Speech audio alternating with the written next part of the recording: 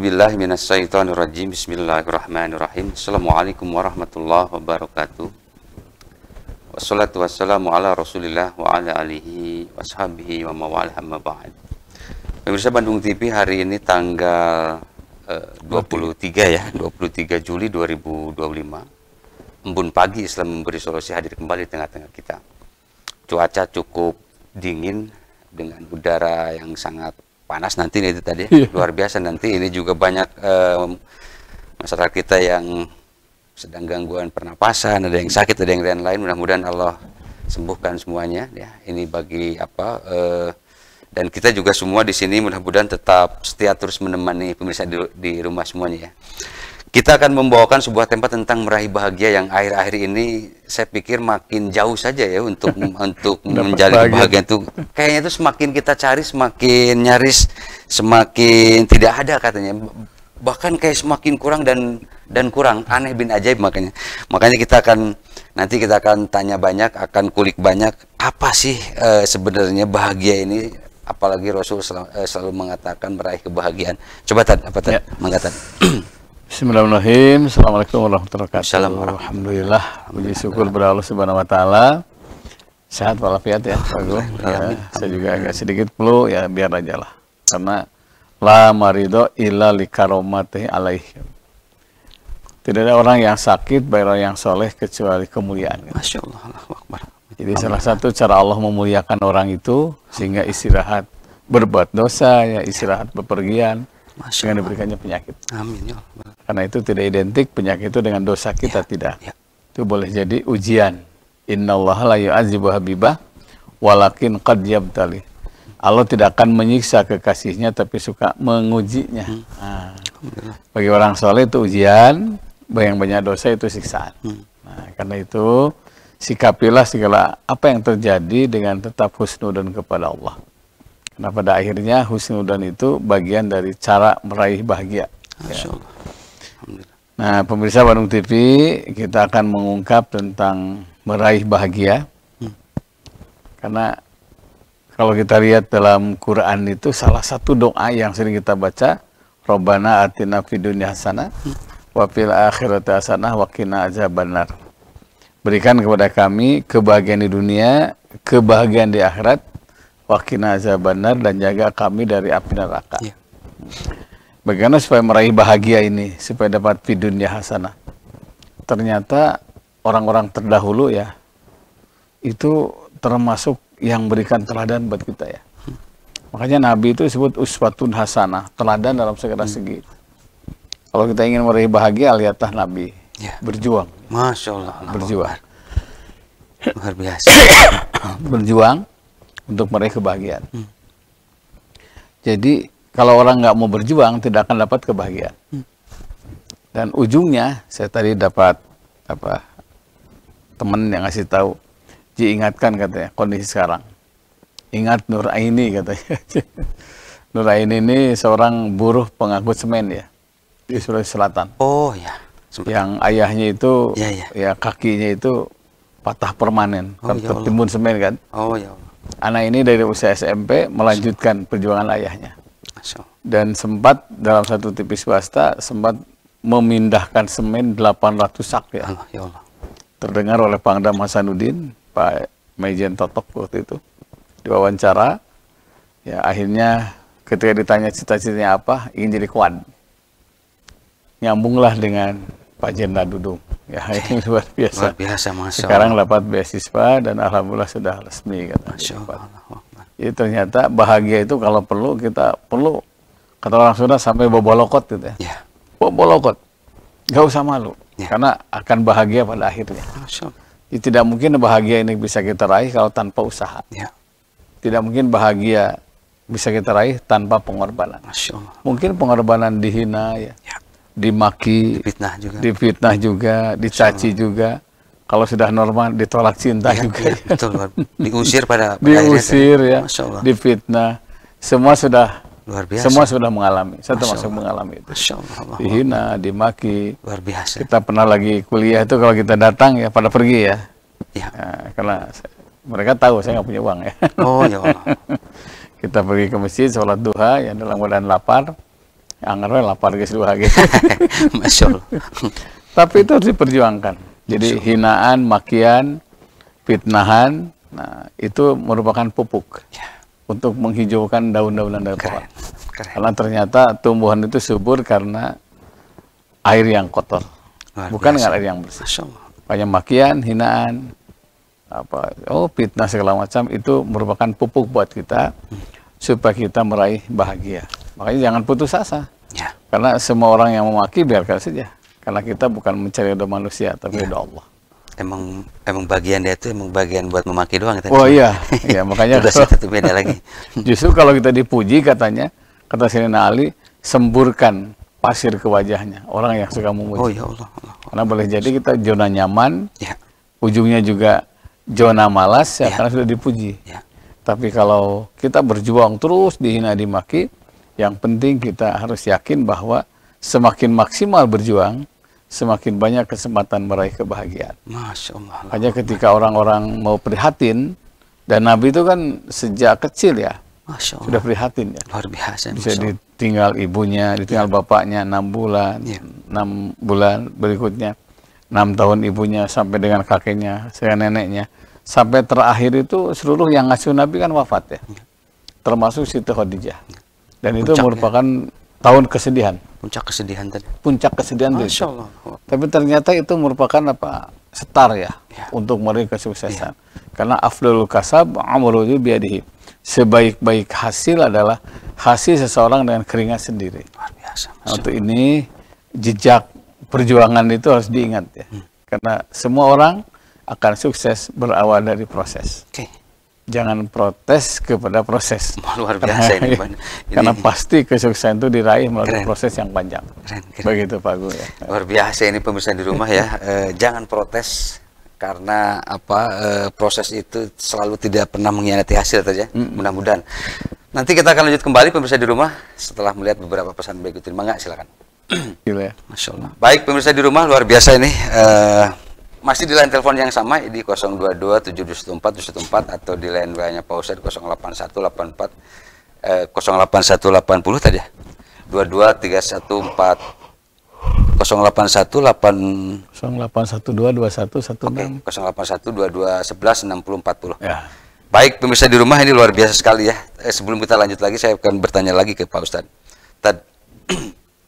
Kan psikologi tentang kebahagiaan itu kan banyak tadi. Setiap orang tuh ada merasa bahagia dengan makan cukup 3 kali, kemudian juga ada yang makan sekali aja juga bagi dia juga ada yang bahagia, kemudian juga ada yang bahagia beribadah terus-terusan itu ya, ada yang sampai saum selain Senin Kemis juga dipersempit lagi jadi saum Daud itu tadi ya. Luar biasa ini ya. Apa yang kau cari katanya tadi. Nah, kenapa kita harus mencari bahagia coba tadi? Jadi gini, saya kemarin ikut pengajian ya, ceramah di keluarga besar Kuningan di Manglayang di atas ya, ada villa yang cukup bagus ya. Saya ngobrol dengan yang ulang tahunnya ya, yang usianya 78 ya, 78 tahun. 78 tahun. Masya Allah. Jadi cucunya udah 15 ya, buyutnya udah 3 ya. Tapi yang ini ya, Bu, hayang naon itu ngariung kita gitu kan ya. Yang bahagia. Hayang bahagia. Karena prinsip beliau itu bahagia itu 3 ya. Bahagia jasmani, bahagia rohani, dan bahagia ekonomi. Ya. Dan ekonomi itu pun terlepas di akhir, tapi itu juga inti juga gitu tadi kira-kira. Oke. Dan ternyata untuk meraih 3 ini katanya, wah Pak Ustadz, Masya Allah. perjuangannya dari mulai supir bemo kan suaminya. Supir bemo, terus kerja di propel segala macam. Alhamdulillah. Jadi namanya Parakan ya. Parakan itu nama kamu di Kuningan. Dan itu yang ngasih beliau usahanya di situ, propertinya. Dan itu jadi luar biasa kayanya. Nah, jadi kenapa itu sebenarnya bahagia? Karena emang dalam Quran dianjurkan supaya kita dapat bahagia. Bahkan saking pentingnya bahagia katanya, ternyata man aradal akhirah bahwa ilmi ya. Siapa yang bahagia di akhirat butuh ilmu. Siapa yang ingin bahagia di dunia butuh ilmu. Dua-duanya ingin bahagia butuh ilmu. Masya Allah. Dan ternyata untuk meraih kebahagiaan rohani itu sampai ke Mekahnya juga 17 kali hajinya ya. Luar biasa, Mas. Ternyata ada kebahagiaan ketika batin ini menyatu dengan Allah katanya.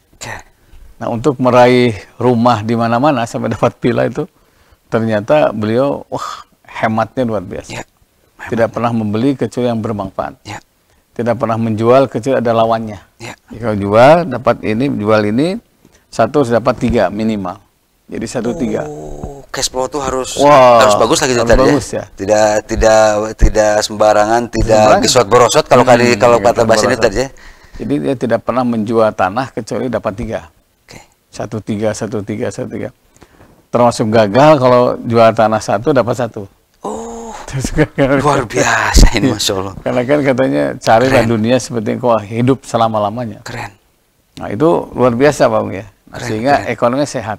Keren. Ya, saya lihat mobil-mobilnya juga lumayan lah. Ya. Jadi, nah, yang paling penting juga beliau itu untuk mendapat kebahagiaan adalah membahagiakan orang lain. Dan itu tadi kemarin ada anak-anak yatim, setiap ulang tahun pernikahan, ulang tahun beliau juga pasti wal julusu ma'al fuqara. Artinya mudah berbagi juga tadi. Terlepas dia metode berbisnis, metodenya 31 yang lain, tapi juga untuk berbaginya juga. Karena prinsip agama itu katanya berbagi itu jadi awal Allah akan bagi sama kita. Oh ya Allah. Dan itu ternyata anak yatim juga. Masya Allah. Saya lihat ini luar biasa ya. Jadi kenapa kita harus bahagia? Karena emang tujuan kita hidup adalah bahagia. Sebagian dalam doa kita, Rabbana atina fid dunya hasanah wa fil akhirati hasanah wa qina adzabannar. Nah, kalau sudah ekonomi sehat, jasmani sehat, rohani sehat, katanya itu insan kamil. Masya Allah. Insan yang sempurna. Ya, dambaan tadi. Dambaan semua orang. Ya. Nah, karena kalau jasmani sehat, rohani sehat, tapi ekonomi nggak sehat, ya nggak dapat bahagia. Urutan ekonomi sehat itu salah satunya adalah ya kebutuhan pokok terpenuhi, sandang, papan, pangan. Dan itu harus diperjuangkan. Nah, yang kedua, ternyata amal terbaik itu adalah membahagiakan orang, katanya. Luar biasa, Mas. Jadi kata beliau itu, amal terbaik itu 2 setelah iman itu. Salah satunya adalah idhurus surur ala qulubil mu'minin. Memasukkan kebahagiaan kepada hati orang-orang beriman. Jadi ketika kita membahagiakan, maka dipastikan Allah akan bahagiakan kita. Nah, untuk ini siapapun yang ada syukuran, sudah waktunya syukuran itu gunakan untuk membahagiakan orang lain. Caranya ya sidik ya. Sidik itu sedekah itu sidik benar. Caranya mesti benar. Bahkan bagus kalau tujuan sedekah itu benar, maka tempatkan di tempat yang benar, di masjid, suruh sholat duha dulu ya. Kalau lihat tadi kan diusap kepalanya. Sehingga sebanyak rambut yang diusap, sebanyak itulah dosa kita berguguran. Jadi bukan diawurkan sama yang meninggal, itu nggak bisa gitu ya. Nah, karena itu raih kebahagiaan dengan cara membahagiakan orang lain. Gak usah jauh-jauh, di rumah saja. Raih suami bahagia dengan cara membahagiakan istri. Raih kebahagiaan untuk orang tua dengan cara apa? Membahagiakan anak. Makanya katanya piknik dengan anak itu termasuk sunnah ya. Luar biasa, Mas. Ya, gitu. Raih kebahagiaan untuk kita dengan membahagiakan tetangga. Itu pasti orang itu akan bahagia. Artinya ini juga memasukkan rasa bahagia di luar ibadah vertikal gitu tadi ya. Karena ini kan banyak sekali berkaitan dengan manusia tadi ya. Dalam arti memberikan apa yang mereka butuhkan, bisa juga dengan memberikan hal-hal yang ya dia bahagianya mungkin pas saat itu dia sedang butuh uang atau dia sedang pengen makan atau dia sedang apa, dan itu memang dahsyat banget tadi. Kalau kata ini tuh tadi katanya langsung di doanya tuh langsung diaminkan atau gimana coba? Pokoknya ada hadis ini, as-sakhiyu qaribun minallah. Dermawan itu mendekatkan diri kepada Allah. Allahu Akbar. Dan dermawan itu ternyata fisiri wal alaniyah. Ketika sempit dan lapang. Ya. Ketika lapang wajar dengan materi. Tapi kalau lagi nggak punya, tetap dermawan dengan apa? Mendoakan. Makanya katanya siapa yang mendoakan sesama mukmin, sebanyak yang didoakan, sebanyak itulah Allah turunkan rahmat kepada orang itu.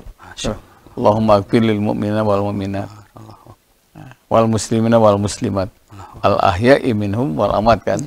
Mukmin laki-laki, mukmin perempuan yang hidup dan yang mati. Katanya sebanyak yang didoakan, sebanyak itulah mengalir rahmat Allah kepada kita. Yang pribadi saja mendengar si A sakit, kita doakan, ya Allah si A sembuhkan. nanti malaikat lari kepada Allah, ya Allah Muhtadar disembuhkan karena dia mendoakan sahabatnya yang sakit. Dia kembali kepada kita. Ya. Makanya dilihat dari doa saja ternyata sosial itu tidak identik dengan materi. Ya. Minimal saling mendoakan. Ya.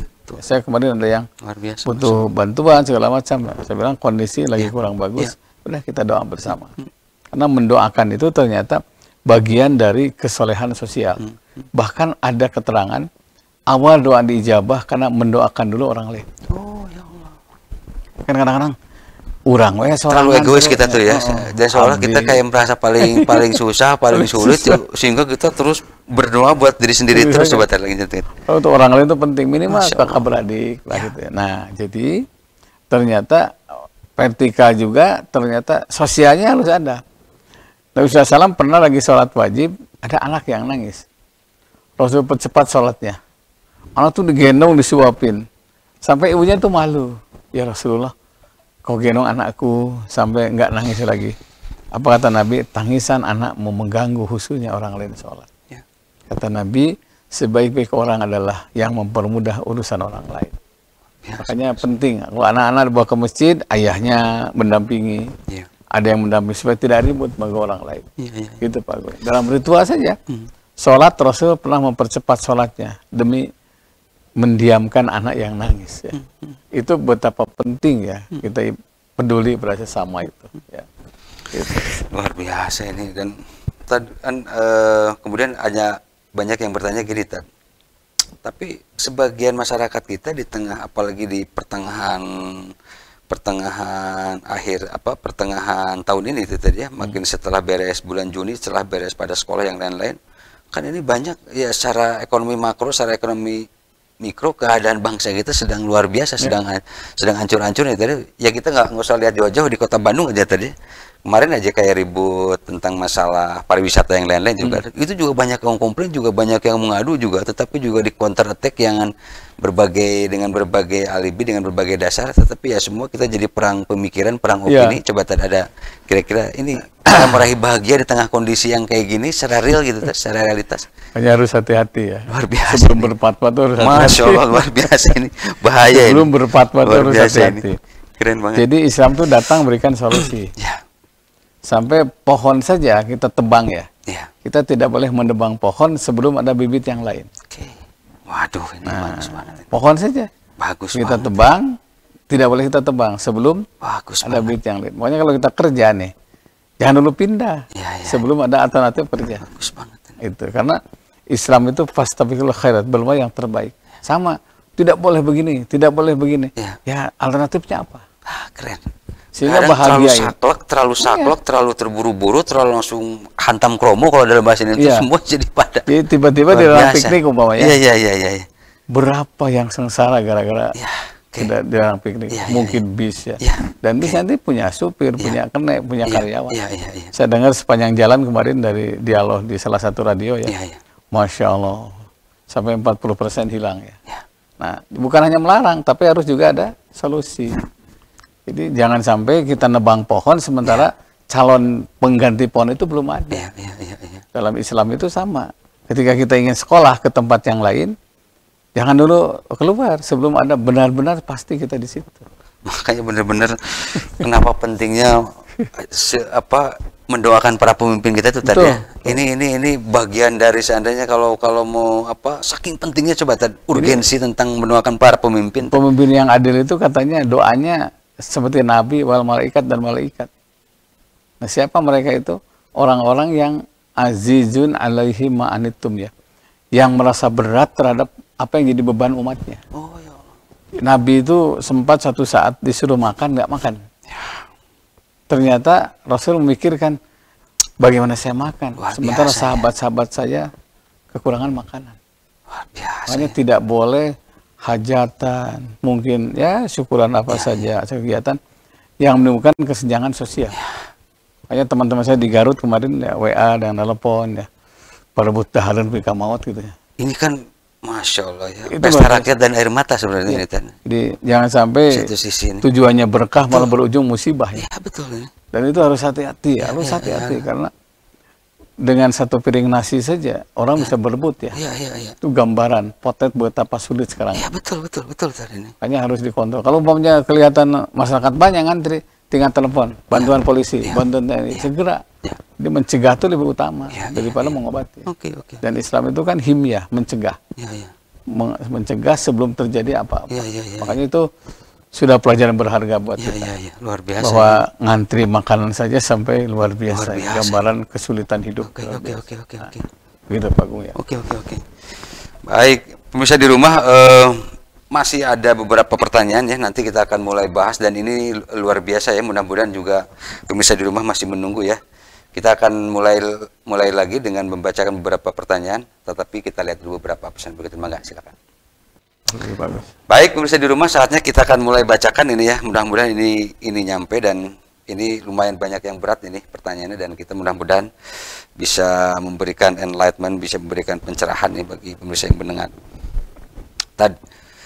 Kita bahas lagi katanya tadi 392 tadi. Mohon penjelasan tentang jihad dan secara utuh katanya tadi. Karena banyak yang jadi salah kaprah juga ini pada ujungnya tadi. Jihad itu man jahada nafsahu fi taatillah. Berjuang melawan hawa nafsu demi taat kepada Allah. Itu jihad. Ya yang kecil-kecil ya, jihad ngantuk maunya. Subuh harus bangun, itu jihad. Masya Allah. Ketika kita senang sama dunia, keluarkan zakat, itu jihad. Luar biasa, Mas. Ketika kita senang kepada kedudukan, tiba-tiba harus berjuang melawan nafsu kedudukan, taat kepada Allah. Termasuk juga makanan yang enak itu tadi. Dari mulai rendang, dari mulai sapi, dari mulai emang harus ingat juga gitu kalau harus ingat itu. Masya Allah. Makanya ketika ada yang nanya sama saya, Pak Ustadz itu kapal sampai Tekelebu katanya. Saya bilang pastilah ada kesalahan lah. Disinyalir walau alam ya. Itu kan 62 apa 63 ya penumpang, 22 mobil. Dan ternyata di mobil itu banyak penumpang travel kan. Ya Allah. Itu yang ada bohongnya. Bilangnya 3 pada 8. Jadi diperkirakan itu kelebihan muatan.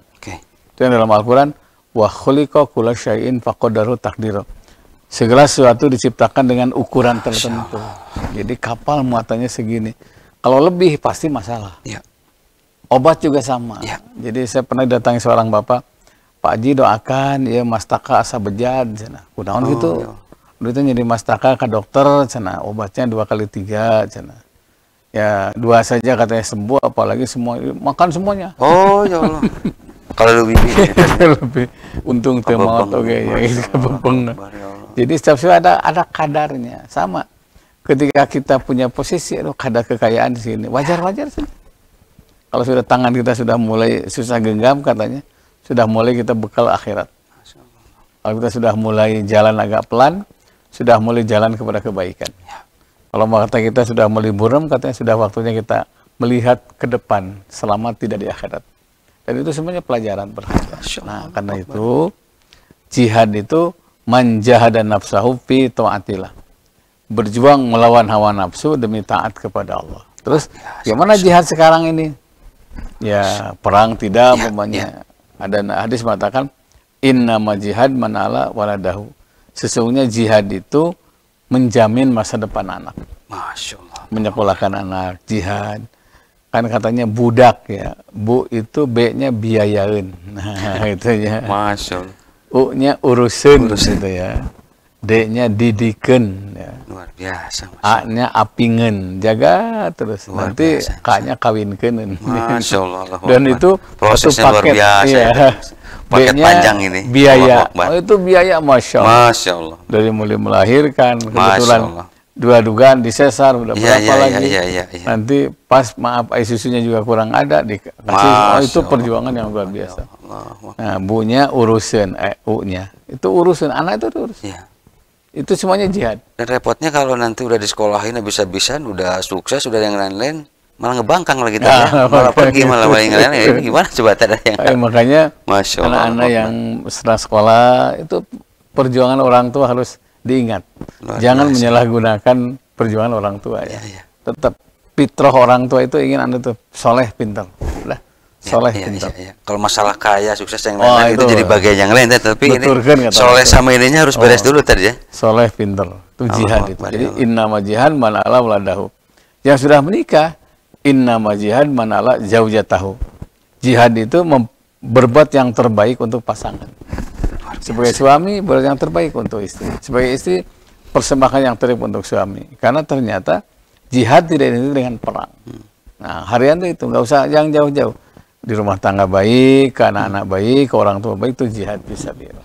Termasuk mungkin juga sekarang itu banyak-banyak memberikan makan kepada yang membutuhkan saja di tengah kondisi yang sekarang sedang carut marut. Karena nanti itu katanya bahkan ada sebuah zaman orang itu sudah tidak mau menerima lagi sedekah katanya, saking semua pada makmur-makmur katanya. Iya, itu ciri kiamat terdekat salah satu. Oh ya Allah, masuk. Selama masih ada yang menerima sedekah, selama itulah masih ada kesempatan untuk memperpanjang kiamat masih lama. Oke, luar biasa. Baik.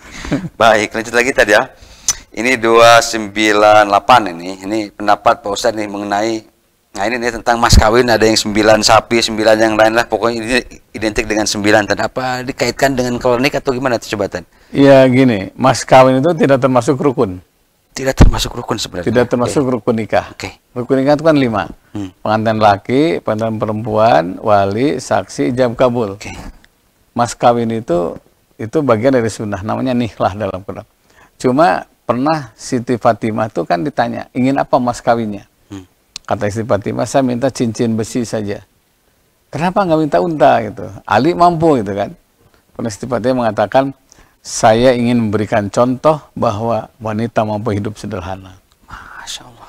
Rasul mencium tangan putrinya dan bersabda, anak Nabi sih tadi. A'damun nisa barokatan aisarahuna mu'natan.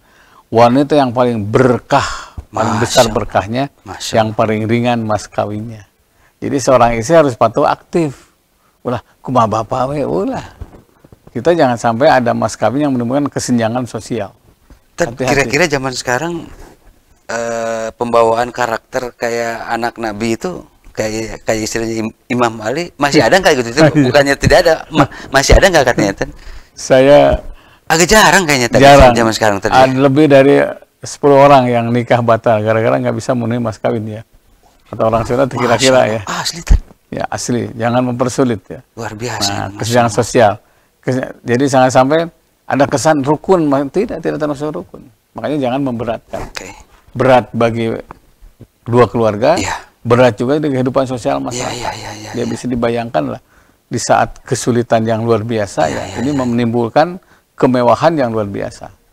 Dan kayaknya kan wanita soleha tuh makin kesini tuh kayaknya makin agak jauh di ini tadi ya kayaknya ya nggak tahu ya, karena dengan media sosial yang luar biasa dahsyat ini pasti para perempuan yang lain-lain ya, karena kan identik dengan kemewahan ya, perempuan itu dengan perhiasan, cincin kawin yang lain-lain. Surganya beliau ya, surganya perempuan tuh itu ya tadi. Itu kayak Masya Allah, makanya harus hati-hati. Kata Nabi, wanita soleh itu namanya iktisad ya, hemat ya. Setik mahir lo banyak sah. Nah itu ini. Bersyukur kalau punya istri hemat. Alhamdulillah. Karena itu bagian dari lebih dari perhiasan dunia. Luar biasa. Solehnya itu wanita itu lebih dari perhiasan dunia apapun. Dunia ini penuh dengan perhiasan dan sebaik-baik perhiasan adalah wanita solehah. Nah gitu ya. Keren. Baik, pemirsa di rumah lanjut lagi ya ini. Sedekah yang bagus tuh kayak gimana sih? Apakah yang menimbulkan kematian katanya Tan? Nah ini juga tadi agak nyambung di sana tadi. Ini gimana tadi? Tujuannya sih memang luar biasa tadi ya, bagus. Mengumpulkan warga, berembuk, kemudian juga pada happy, bekerja sama yang lain-lain. Tetapi pada akhirnya juga entah ini disengaja atau yang lain-lain, atau memang kenyataannya, atau sudah Gusti Allah sudah mentaddirkan pas dari takdir. Coba Tan gimana Tan? Walau alam ya, kita penting koordinasi dan komunikasi. Penting itu.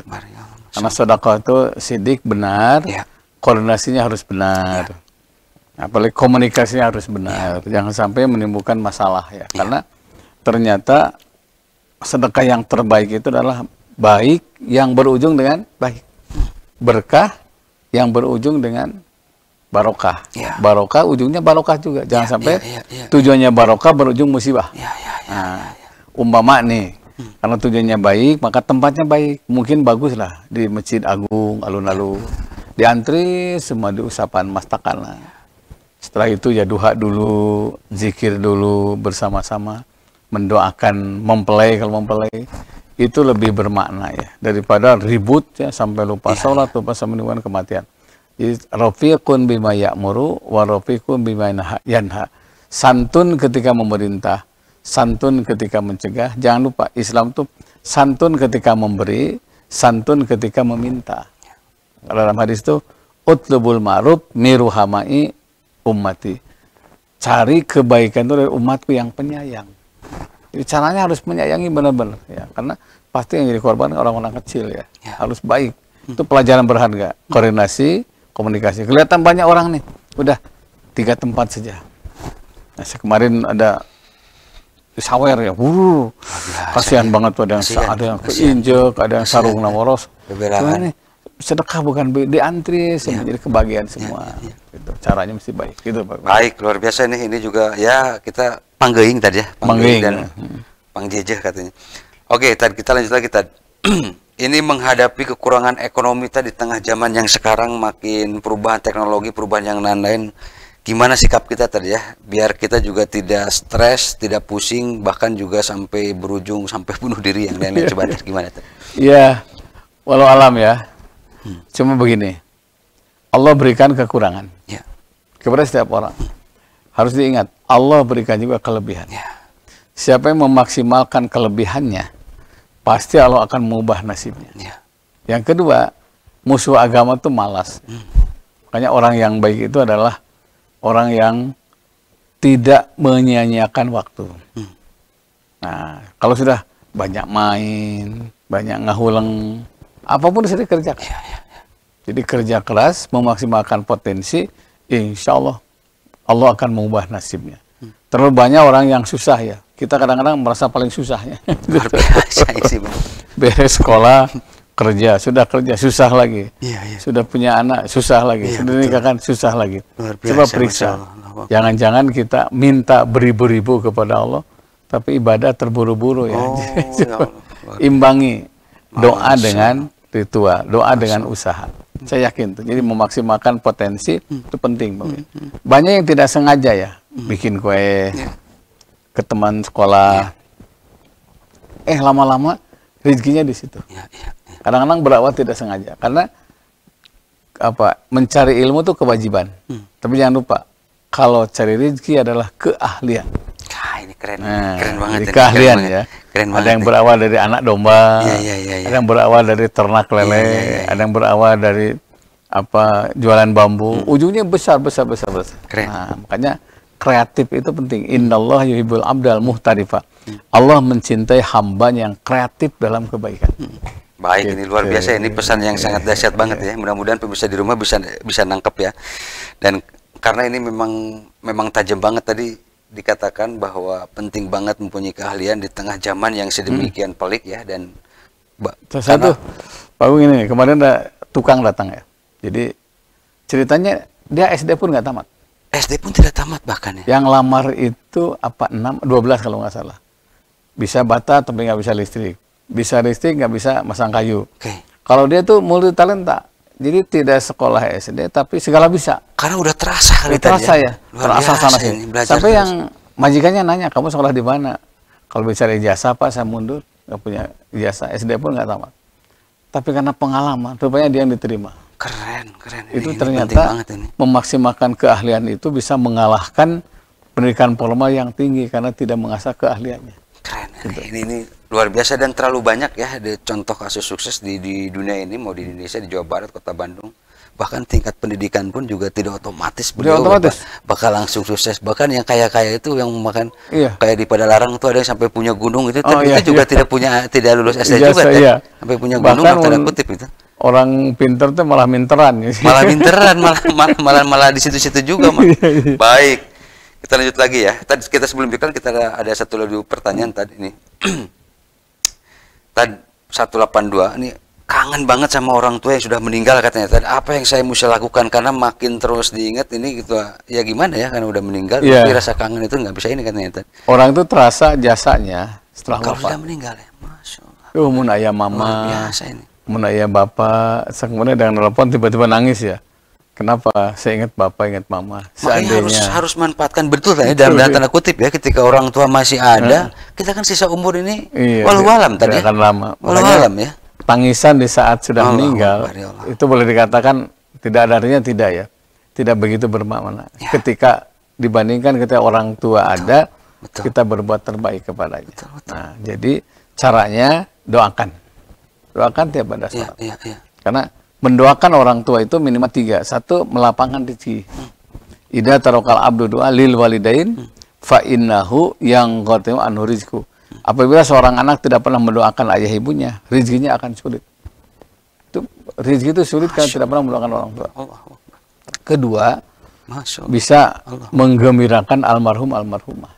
Kita doakan Allahumma ighfir lahu atau rabbirhamhuma, senyum. Terus didoakan senyum, bukan hanya itu dosanya hilang begitu. Dan ya betul, doakan orang yang sudah meninggal itu bagus. Tetapi harusnya ketika dia masih hidup, ini yang harus dikunjungi, didatangi, didoakan. Ketika masih hidup itu lebih-lebih. Jangan sampai jangan siksa katanya ayah ibu dengan kerinduan kepadamu. Itu pernah nempo, itu pernah ngasih kabar. Padahal di Bandung bahkan gigirin ya. Ini keren banget. Dalam Islam tuh walaupun belum sholat, selama baik sama orang tua itu pasti diizin oleh Allah. Belum sholat, apalagi tamat sholat, gembirakan orang tua. Begitu. Baik, kita akan dulu ya. Pemirsa di rumah luar biasa nih. Kita akan masih ada satu segmen ke depan. Kita akan melihat beberapa pesan berikut ini. Mangga, silakan. Baik, pemirsa di rumah lanjut lagi ya. Kita manfaatkan betul, ini masih ada beberapa pertanyaan. Pak Ustadz 711 ini anak saya ini punya kedudukan baru nih katanya tadi ya. Ingin coba dinasihatin katanya. Apa kira-kira yang nasihat yang bagus tadi dengan kedudukan yang beliau punya ini tadi dengan yang baru katanya? Ya, pertama jangan lupa apa ya? Hubbud dunya zulmatun fil qalbi ya.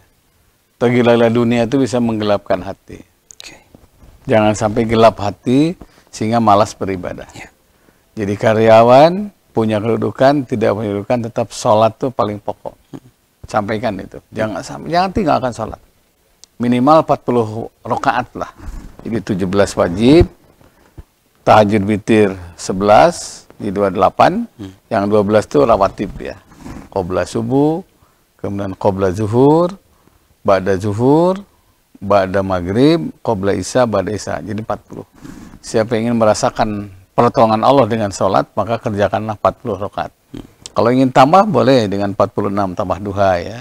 Tambah sholat hajat boleh. Jangan tinggalkan sholat. Karena kata sholat itu kayak penangkal petir ya. Kalau rumah kita tinggi, kalau ada penangkal petirnya, itu pasti aman. Nah katanya semakin tinggi jabatan seorang, kalau ada penangkalnya, insya Allah dia akan didekati orang-orang baik. Nah, yang kedua tetap istiqomah dalam berbuat baik. Karena kerja keras untuk berbuat baik itu sangat berat ya, timbangan kebaikannya. Karena yang kecil dikerjakan lebih baik ya daripada yang besar didiskusikan. Ini penting banget ini. Lalu bang omon lagi. Luar biasa. Yang kecil-kecil aja. Betul banget, ya. betul banget ini. Begitu Pak. Baik, lanjut lagi tadi ya. Ini anak saya itu sudah 2 tahun katanya tidak pulang. Ternyata udah ada di Mindanao tadi. Ini mohon pencerahannya tadi apa yang di satu sisi kaget, di satu sisi kita juga mungkin juga ini antara was-was, ragu, khawatir. Gimana tadi coba tadi menghilangkan rasa kecemasan itu tadi? Curiga itu nggak boleh ya, tapi penting ya. Ya. Komunikasi dengan anak sangat penting. Terus komunikasi, karena saya yakin itu perkataan ayah, perkataan ibu, ucapan bapak, ucapan ibu, itu fitrah anak tuh pasti ada masabah, ada daya tarik. Tidak sedikit ya, seorang anak rindu mendengar suara ibunya. Ada saatnya anak tuh rindu mendengar ayahnya. Sering ditelepon. Saya yakin dengan kekuatan suara ibunya yang melahirkan, suara bapaknya yang membiayai itu akan tertarik kembali. Jangan lupa doakan. Salah satu doa yang bagus tuh, Robbi habli miladunka zuriyatan tayyibatan innaka sami'ud du'a. Itu doa Nabi Zakaria ya. Ya Allah berikan kepadaku anak yang tidak bermasalah. Saat kita pasrah kepada Allah dan berdoa, doaul walidain yukni ilal hijab. Doa ayah dan ibu langsung kepada Allah, tidak ada penghalang. 1, 2, 4 orang ya, yang hampir sama kasusnya. Hanya itu keburu ketangkap mau nyebrang ke Mindanao. Alhamdulillah, ketika apa? Ibunya hatam Quran. kumpul dengan keluarganya, khatam Quran, terus berdoa. Salah satu doa yang diijabah adalah ba'da menghatamkan Quran. Tidak usah khawatir, selama kita berdoa kepada Allah, pasti anak itu pada akhirnya fitrahnya akan tersentuh. Dia akan kembali, insya Allah. Ini pemirsa di rumah, Mindanao itu di salah satu di Filipina tadi ya, di Pulau Filipina yang identik juga agak ya garis keras lah gitu tadi ya. Kita juga ya mudah-mudahan kita berdoa semua, mudah-mudahan hal-hal yang kayak gini bisa kita bereskan ya. Tad, lanjut lagi Tad, ini nah ini yang pas terakhir tadi ya. Ini mengkodo sholat ini gimana katanya Tad ya, mengkodo sholat di tengah ini kan ada yang macet, ada yang kesini, ada kesana kemari, yang kan makin kesini tuh kayak makin sibuk, kayak makin harus cepat, harus yang lain-lain, kayak waktu tuh kayak sebentar banget. Sebentar gimana? Saya dulu dari Dago tuh ke Batu Indah tuh ya setengah jam tuh pakai angkot ya. Oke. Setengah jam sampai pasti. Dan pakai angkot kan, pakai angkot. Sekarang pakai kendaraan sendiri aja pernah 2 jam, pernah 3 jam.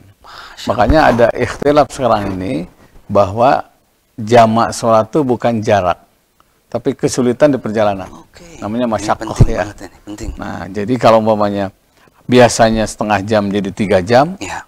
Biasa 3 jam jadi 6 jam, boleh kita sholat di kendaraan. Terlepas memang sudah antisipasi kita juga tidak udah terbiasa ya mengantisipasi jadwal yang lain-lain. Makanya harus punya wudhu sebelum pergi, sehingga pas waktu sholat kita sholat. Gitu. Umpamanya kita mau ke Buah Batu nih, ternyata macet. Sholat di kendaraan. Datang ke Bawah Batu masih ada waktu sholat lagi. Niat menyempurnakan. Nah, jadi boleh jadi untuk menyempurnakan boleh jadi dia berulang-ulang sholat. Kesannya mengkodok padahal niat menyempurnakan. Itu yang saya temukan di Madinah, di Mekah ya, ketika orang sholat tuh saya sholat tuh ya. Sampai minum air jam-jam, berdoa, sholat lagi. Saya tanya, ini sholat apa? Niat menyempurnakan duhur tahun-tahun lalu karena saya sempat lalai kata. Saking waronya itu. Saking waronya. Bahkan orang-orang yang soleh itu katanya ibadah sunnah saja dikodok kok, dijama, diganti ya. Nah karena itu silahkan sholat di atas kendaraan. Apalagi parkir kendaraan takut hilang banyak barang berharga udah di kendaraan saja atau di pinggir kendaraan. Nah, tapi di Bandung masih banyak sih, insya Allah ya tempat parkir banyak. Nah caranya begitu Pak Agung. Jadi silahkan diulang-ulang sholat duhur. Niat menyempurnakan, niat mengkodok tidak ada masalah. Tad, sebelum ditutup ini satu terakhir Tad ya tentang ya itu ya pemimpin kita yang terlalu saklek, terlalu ini sampai bisa tiba-tiba merubah nama yang lain-lain gitu Tad ya. Ada kira-kira masukan atau kira-kira pangjejah kira-kira yang lain biar semuanya rukun, damai dan tidak jadi banyak konflik, banyak hal-hal ya, karena masyarakat sudah kering, ditambah lagi konflik yang ini kan jadi makin panas itu tadi ya, antar ulama, antar yang lain-lain gitu Tad. Coba Tad kasih masukan hal kira-kira bisa nasrul haq bil haq ya, menolong yang benar menjadi cara benar. Nah cara benar itu gimana? Musyawarah. Itu penting itu. Fa innash syaitana ma'al wahid. Setan itu bersama orang-orang yang egois. Hati-hati itu. Kalau sudah pendapat pribadi tanpa musyawarah itu egois. Luar biasa.